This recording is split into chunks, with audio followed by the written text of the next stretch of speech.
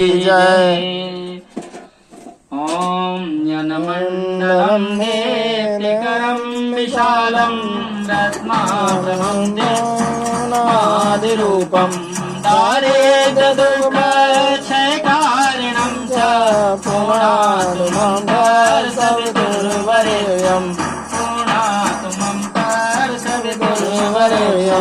ज्ञानमण्डलं देवगणेशपूजितं श्रीप्रेसुतं मानवमूर्तिकोविदं त्वं देवदेवं परमाविभर्गं पुनातु मम सवितुर्वरेण्यं पुनातु मम सवितुर्वरेण्यं ज्ञानमण्डलं ज्ञानघनत्वं त्रिलोक्यपूजं त्रिगुणात्मरूपं समस्ततेजोमय जीवरूपं पुनातु मम सवितुर्वरेण्यं पुनातु मम सवितुर्वरेण्यं ज्ञानमण्डलं गूढमति प्रबोधं धर्मस्य वृद्धिं कुरुते जनानां यत् सर्वपापक्षयकारणं पुनातु मम सवितुर्वरेण्यं पुनातु मम